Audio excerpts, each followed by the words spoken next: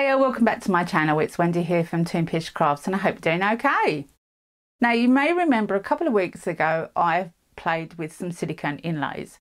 Well, I've been absolutely hooked on them. So totally hooked. I can't stop making them. And I've made them smaller and I've painted them with colours and I've just been mucking around with them. So I thought I'd show you how I've made them smaller, how I colour them. Yeah, let's have a go with some silicone inlays.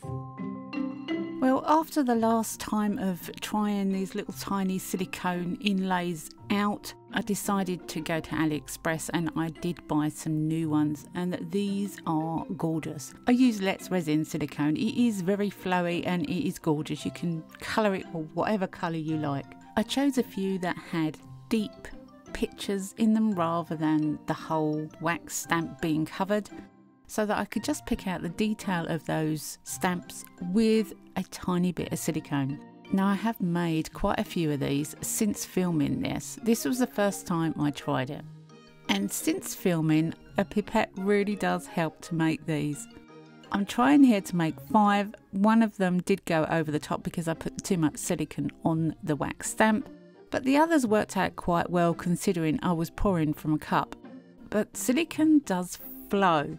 So if you're going to do this, pour a tiny bit inside the cavity and let it flow, and it will be slow, but it does flow. Don't be impatient with this. Let it take its time and top up very, very slowly, and then you won't go over the edge on any of your pieces. Just take your time.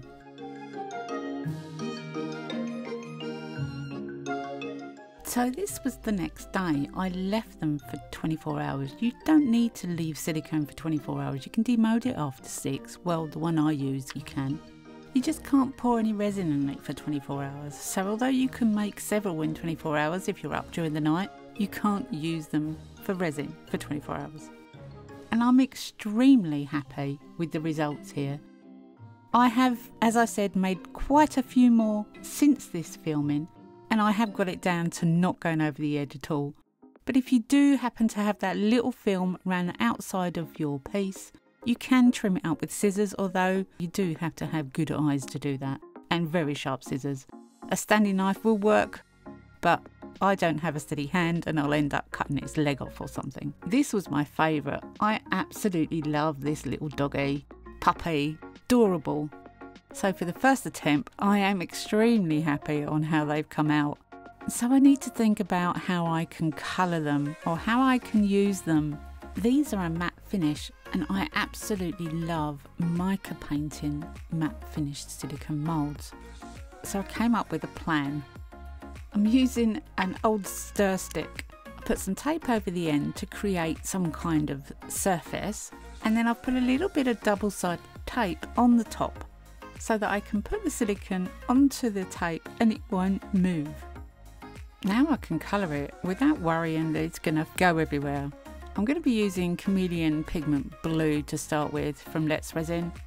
I do have a Resin code. It is in the description box below. It works for UK and USA and it's 10% off, so 10% off is always worth having, isn't it? Now I'm just covering the whole little balloon here with blue, the whole piece. Once I've got the whole bit covered, then I'm going to take a cotton bud with a little bit of water or alcohol on it just to dampen it down, and I can take off the surface colour and still leave the colour underneath that the cotton bud doesn't touch. Then I'm going to be using the magenta in the chameleon pigments from Resin and go over it again, the whole entire thing. Mica powder will only stick to silicone, it won't stick to itself. So if there's mica powder already on the silicone, it won't stay there. Then I've cleaned off a little bit of the frill and a little bit of the basket, and I'm going to be using golden just to highlight those couple of areas. So now I have 3 colours on my little balloon and it's time to decide where to put it. Now I've got this old pendant silicone mould out of the drawer. I think it's been used 100 times, and I've decided to put it into the tag type shape. And using tweezers so I don't wipe off any of the mica with my fingers, place it where I want it. It's also really important not to get any mica on the back of the silicone piece you're putting into the mould. so that there's a good seal between the two pieces of silicone. And mica will stop that, or dust or anything. Make sure your mould is clean. Spray it up with silicone mould release a good 15 minutes before you use it, and it will have a nice supple surface. Now I did colour quite a few of these pieces, and some I left blank. I won't show you all of them because you'll be sitting here for hours, but this one I decided to use interference colours with from Let's Resin.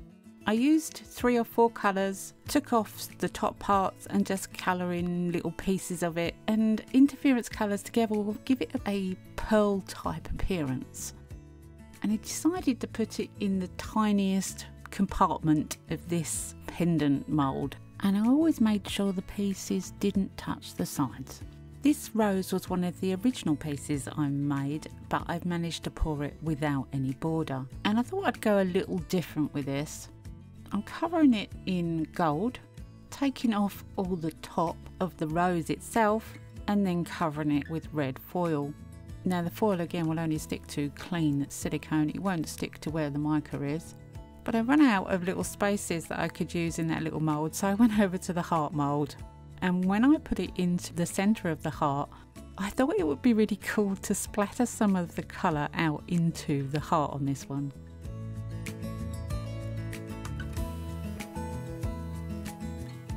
So I coloured some of the other pieces, some of them I left blank, and I'm going to fill up the heart mould with the rest of the silicone pieces that I have made, including some Halloween ones and again the puppy paw. I thought it would be an idea to see what they come out if you colour them once they're demoulded.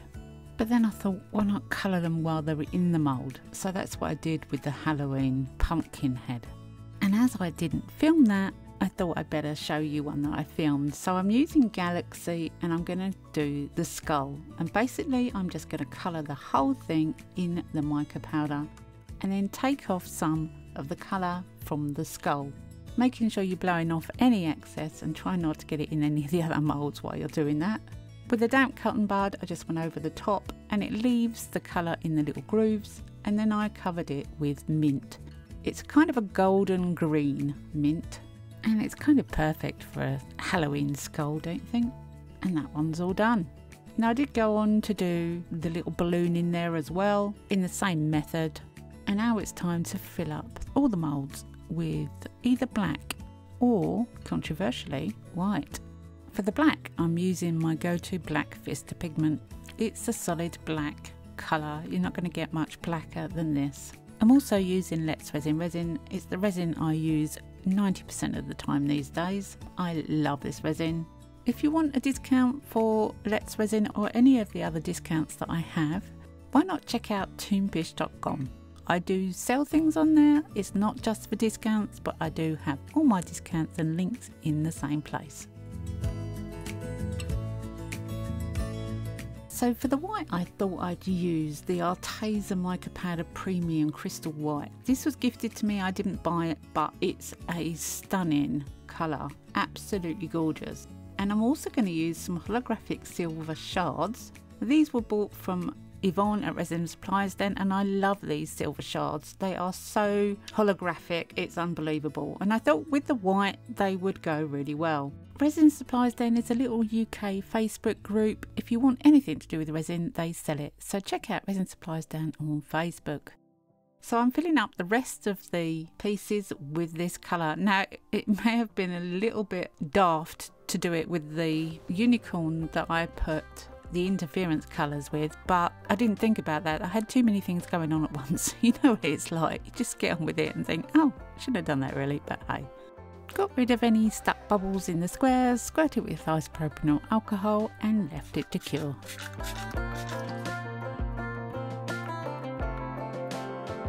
So the following day there was a lot to demould, and I thought the best way to do this was to speed it all up and just pause on places where you can see what I'm demoulding. Otherwise again we'll be sitting here for hours and we don't want to do that, do we? So some of the pieces, like I said, I left blank, and the plan was to colour them once I demoulded them with either UV resin or alcohol. I weren't quite sure, to be honest, but I thought I'd try it out to give you plenty of different options as well. Some of the resin had seeped underneath a couple of the silicone inlays, but you can always trim up around the outside edge with a sharp knife as long as you are careful, or a scalpel. Now this silicone is really, really tough. It's amazing how thin some of these pieces are, and the silicone doesn't rip, it stays exactly where it's meant to be. I never had one piece rip at all during this whole video. They all stayed exactly how they were meant to stay. Considering they were so thin, I was really impressed. It's like working with a little elastic band. Just bang, straight back into shape. Amazing stuff. I really like this little dog, this little puppy. I think it's adorable. It's my favourite, I think. This was a little tricky to demould, but it came out and it was still stayed in one piece, and you can just about see the unicorn. But it is very difficult because it's interference powders with white behind it. Should have had black really, but oh well.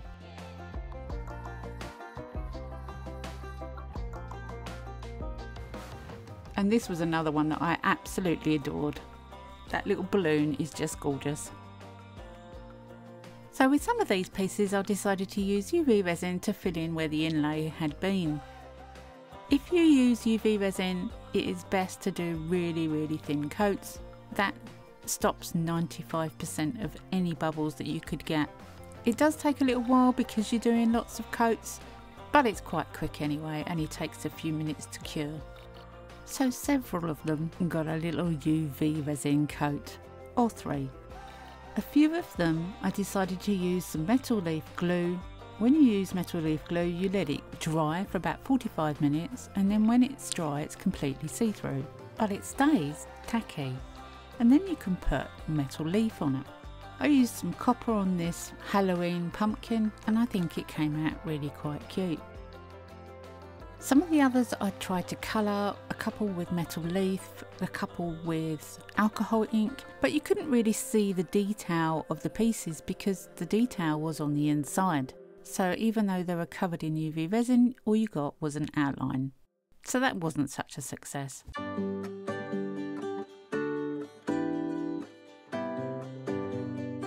So I thought I'd show you all of them. A couple of them I've freeze frame and zip through them because again, you don't want to sit here forever. There's quite a lot to show you.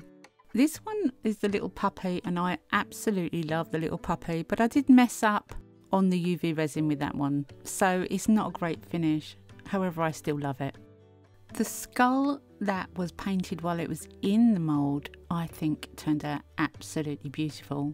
Great UV finish on it, and it's just stunning. The little balloon with the white glitter, this holographic glitter is adorable. And I've put some embellishments on some of the keychains as well. Now this is one that I did with alcohol. You can see it doesn't show out the little unicorn very well at all. And the bear I tried with a multicoloured leaf in doesn't look like a bear, it looks like an outline. But the detail is on the inside. The balloon I coloured in the mould came out absolutely gorgeous. And if you're into holographic resin, then this little unicorn is definitely holographic. It's there 1 minute and gone the next. It is there if you look for it. You can see it with your eyes, but trying to capture it on the camera was just impossible. I think the rose is beautiful, and I didn't put any UV resin on this, and I think the indentation of the rose, it was enough. It didn't need anything to cover it. I did cover the pumpkin head, and I think it came out absolutely adorable. And this was another one I did not cover. I used decanted deco colour premium gold pen for this with a paintbrush, and I think it's absolutely adorable. And the puppy paw is always gorgeous for me. Well, I really enjoyed playing around with these tiny inlays. I hope you ever go at making them yourself and trying them out, but if you don't fancy that, I do sell them on the website. That's toonpish.com. I hope you've enjoyed this one. I've really enjoyed mucking around and playing with these tiny inlays. I hope you've got something out of it. If you've got any questions or comments, please leave them in the section below and I'll get back to you. Have a great week, happy crafting, and bye for now.